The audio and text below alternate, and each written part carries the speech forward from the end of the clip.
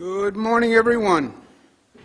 It's a great day in the state of New York today, great day for progress. So congratulations to everyone. Let me introduce who we have here. First, the man of the hour, the budget director, Robert Mujica. He's happy today. I know it's hard to tell with the mask and all, but he is happy, and he should be. Melissa DeRosa, secretary to the governor, to my right. Beth Garvey, counsel, to her right. Kelly Cummings, director of operations, to her right. Dana Caratanudo, easy for me to say, deputy secretary. A lot of information to go through. This budget is certainly the most robust, most impactful, most important budget that we have done in this state, I believe, in modern history. It's the budget for fiscal year 2022, and it is the most important plan that the state has done. A budget really isn't a budget. It's not just about the numbers. It's an action plan for the future. And this one is a 3-year COVID management, recovery, and renewal plan. This is a different time in history, my friends. We haven't been here before. We have challenges that we've never had before. On the same hand, we have opportunities that we never had before. We have COVID that is still very much alive and well, and it is still causing deaths, and we cannot move past that. It has to be our main focus. We have to manage COVID. And then we have to appreciate that COVID is not just a New York experience, not just the United States experience. It is a global crisis. And in that crisis, the recovery of COVID creates an opportunity. The future belongs to the economy and the region that adjusts to our new reality the fastest. And I think this is an opportunity for New York to capitalize. COVID's not just going to go away. COVID had transformative impacts on society. And I think it's important to realize that. If you just think that COVID is going to pass like a season and everything is going to go back to normal, then I think you fail to understand the impact of what we just went through. So our plan, we have 3 main goals. Number 1, manage COVID. Number 2 is COVID relief, make up for the damage that has been done over the past year. And third, seize this moment to actually reposition New York, reimagine New York, reconstruct New York, renew New York for the next 20, 30, 40 years. The budget on the numbers. Federal aid, unrestricted, was $12.6 billion. I had asked the federal government numerous times for $15 billion. The federal government, our delegation, worked very hard, but we didn't get the $15 billion. We got $12.6 billion unrestricted aid. New York State revenues provided an additional $5 billion.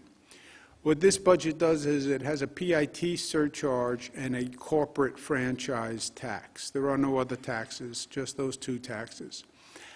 In the first year, the PIT surcharge raises $2.7 billion, $750 million from the corporate franchise, so it's $3.5 billion raised in the first year. In the second year, those 2 taxes will raise $4.3 billion. There will be no capital gains tax. There will be no estate tax. The feeling was that those taxes would do damage to the state and actually cost the state more money than we would raise. The PIT top rates start at from 25 million plus, it goes 8.82 to 10.9, 5 to 25, 8.8 to 10.3, 5 million, 8.8 to 9.65. The corporate franchise tax is 5 million plus at 7.2. That is only in effect for 3 years. These tax changes anticipate the repeal of SALT. When SALT is repealed, taxes net in New York State will be lower. Taxes net in New York State will be lower, okay? That's very important to remember. Taxes go up. No. SALT will reduce the tax impact by 37%. So when SALT is repealed, the taxes will be going down. SALT has been a major topic for years. If I haven't said that word, SALT, 1 million times, I've never mentioned it. The Federal Senate and the House of Representatives have promised to repeal SALT. When SALT was passed, it was passed during the Trump administration. It was a targeted assault on New York State and several other Democratic states. Every senator from New York, every House representative said, promised, repealing SALT will be a top priority. I have personally appealed to President Joe Biden, along with other governors.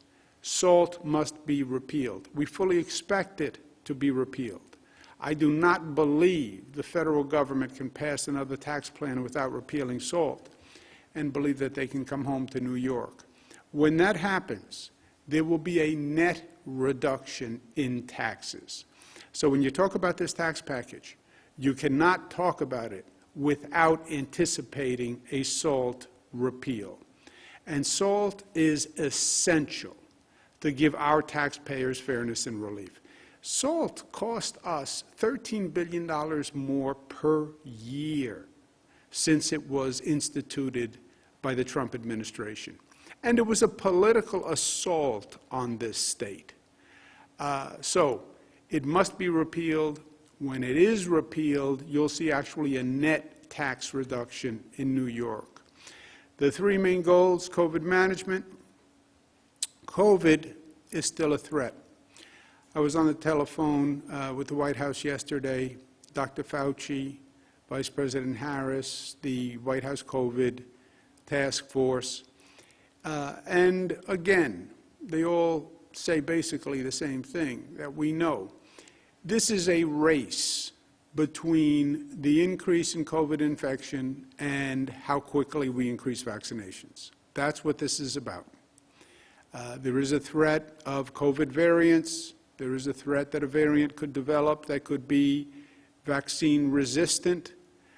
Getting the vaccinations is the top priority. But it is still very much here with us. And I understand COVID fatigue, and I understand we've been doing this for a long time, and people just want to move on. But that denies reality. 59 New Yorkers died yesterday from COVID. 400 New Yorkers died over the last week from COVID. We're not past COVID.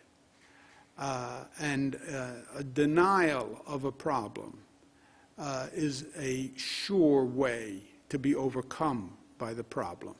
So COVID management is our first priority.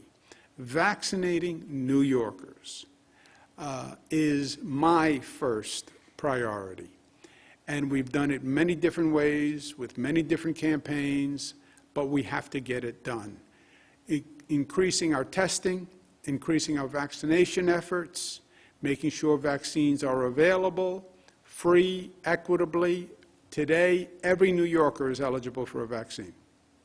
So it becomes getting the supply from Washington, having the distribution network, and then convincing New Yorkers of the need to roll up their sleeves and get vaccinated. We're operating vaccination centers all across the state. You have the mass vaccination sites, which are the most effective in terms of throughput and volume. If you ask me what is the fastest way to vaccinate, it's our mass vaccination sites. I was at Javits Center yesterday. It's one of the best vaccination sites in the United States of America. And it's a beautiful demonstration of the state's work. And the mass vaccination sites are very fast. But We also want to make sure this is done equitably. So we also set up smaller sites in nursing homes, in public housing, in communities of color, in houses of worship, to make sure we are equitably distributing the vaccine. And again, we're reaching the point where the tall straw is going to be getting New Yorkers to step up and make the appointment and understand that everybody has to get vaccinated to reach herd immunity. We're going to launch a public education campaign. We opened one 2 days ago, the Roll Up Your Sleeves campaign. Yesterday we started the Get Vaccinated campaign, explaining to people that it's not just about you, it's about the people who you can affect. This is safe. Over 10 million New Yorkers have taken the vaccine. It's safe. It's your citizen duty to take the vaccine. We also want to learn from what we went through. And we're going to have certain reforms post-COVID, and they're in this plan. Increasing access to telehealth for all New Yorkers. This was an eye-opener. Telemedicine works. Telehealth works. You don't have to show up in the doctor's office for everything. It can be very efficient and effective if you have broadband service, if your healthcare provider uses it. But we want to make massive strides in telehealth. We are also setting up a new type of public health corps. What this really requires in a pandemic is an emergency management response for public health. It's not what agencies normally do. The Department of Health is not an emergency response agency. It's a regulatory agency. So we're going to hire 1,000 public health corps fellows who will be trained to do just this, rapid response. Get in a car, get in a van, drive to locations, knock on doors. That doesn't exist for our Department of Health today, doesn't exist really for any Department of Health across the country. I've spoken to many governors about it. We have emergency management, but it has always been more geared towards natural disasters, hurricanes, floods, etc., snowstorms. We've done that quite well. We need an emergency response capacity for a public health crisis, and we'll develop that.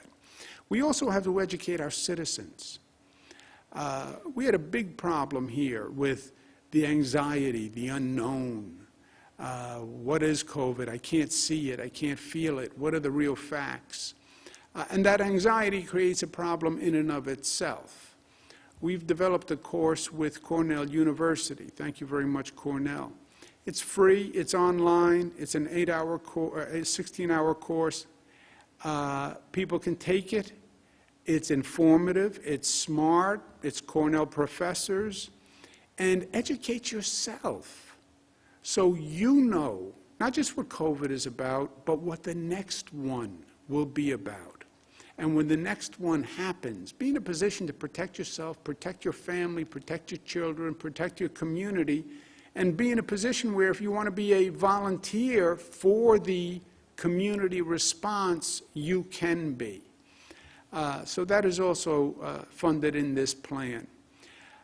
Eliminating health care premiums. We eliminate health care premiums for more than 400,000 New Yorkers because COVID showed us we need health care as a human right. Mental health and addiction. We're launching 24-hour urgent care centers. This is an unforeseen but very real byproduct of COVID, has been the mental health, the stress, the isolation, the addiction problems, the domestic violence problems. And we have to recognize it for what it is, and we have to address it. COVID relief. People were devastated by COVID and what happened with the economy. And before you can move forward, you have to stabilize society. and that's COVID relief. $2.4 billion emergency rental assistance program. People have to be able to pay their rent. People have to be able to have a stable home.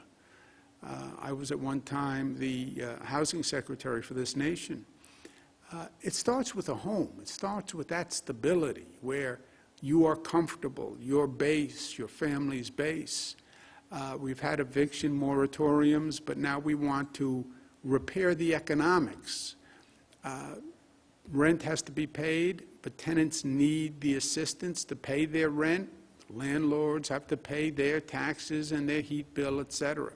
So $2.4 billion for that. We also want to make sure that there's enough fair and safe housing. And we're investing in capital construction and public housing and transitional rent supplement program and $128 million for homeless housing. We've had a significant increase in homelessness during this COVID crisis, and we want to address that. We will also turn lemons into lemonade. We expect to see vacancy in commercial property and hotel properties. The workplace has changed. Okay, let's be creative and fast and smart about reusing vacant commercial space and turning it into permanent affordable housing, which is what we need anyway, more affordable housing. So if you're going to have vacant commercial, how do we quickly turn it into permanent affordable housing? Reopening small businesses, which took it right on the chin. And the arts, which are so vital to New York. It's vital to tourism. It's vital to our spirit. It's vital to who we are. We are the arts capital of the world, in my opinion. $1 billion to help small businesses who didn't have the resources to fall back on. Bringing back the arts and cultural organizations with recovery grants. Restaurants, which were cooperative all through this. The owners of restaurants did extraordinary things to keep their employees working. We want to make sure now that they have the financial resources to return, as well as musical and theatrical productions across the state. Helping the middle class, we have a tax cut for the middle class in this proposal. It reduces the personal income tax, saving 4.8 million New Yorkers over $2.2 billion this year. So it's a significant middle class tax cut because they were also economically devastated by COVID. Also increasing the child care credit, $2.3 billion in federal resources to provide high-quality child care so we can get back to work. We're also going to repay our state workers. I want to say a special thank you to the state workers. We delayed payment to the state workers because of the fiscal crisis we were in. We're going to repay that $600 million to the state workers, many represented by CSEA and PEF. But I also want to say to the state workers, thank you. Thank you from the bottom of my heart. We asked you to do really important work. We asked you to leave your home every day and expose yourself to danger so other people could stay home and be safe. That safe home order, when I said everybody stay home, stay safe at home, yes, but that required all sorts of other people to go to work so you could stay home. We still had to operate the trains and the buses and the schools. Phones had to work, lights had to work, construction had to go on. Those state workers showed up so people could stay home. And to me, they are truly heroes of this COVID crisis. So we say thank you. Support for excluded and unemployed workers. Just because you are undocumented Doesn't mean we don't care and we don't have compassion and we don't want to help. It is difficult to do it in a way that can be administered without fraud. And that's obviously a major concern for us, that we protect every tax dollar. We ran an unemployment insurance program for citizens of the state. There was tremendous fraud, even though we took significant measures. On this program, we'll ask the controller to review it before it is administered. The controller's job is to audit state funds. After a program is run, the controller will come back and do an audit and say, you did this wrong, this wrong, this wrong, this wrong.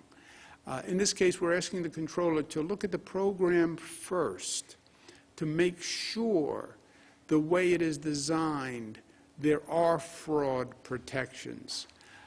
And we're asking the Attorney General to specifically review the program, the guidelines, the rules, to make sure there are anti-fraud protections.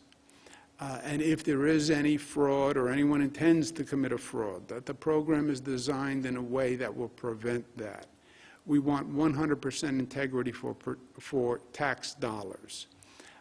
Until the Attorney General reviews and signs off on the program, we will not implement the program because we want New Yorkers to know, yes, we're compassionate and we're doing the right thing, but we're also doing it smartly and intelligently.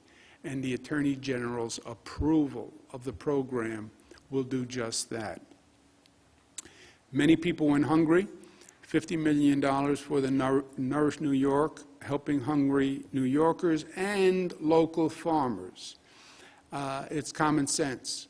We have farmers in the state who are struggling, buy product from farmers in the state, help them economically, and feed our people. And third, and probably long-term the most important, is investing in New York's future. We have to recover here on many levels, economically, psychically, socially, we have to recover. But we also have to recover as a state. And that doesn't just happen.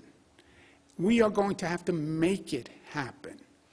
So the New York recovery, relief, reimagination of New York, the reconstruction of New York, the renewal of New York. How do you rebuild New York, and how do you do it better? And how do you do it smarter than before? When I was in the federal government, I used to do disaster relief, and I remember standing in front of a home that was flood damaged. And floods sounds like water comes in and water goes out. That's not what a flood is about. A flood is nasty. It brings mud, it brings all sorts of debris. It damages everything it touches. And a family was picking through their belongings. And it was a very sad sight. And the father of the family called them over and had them stand looking at this destroyed home. And many were distraught and they were crying. And the father said,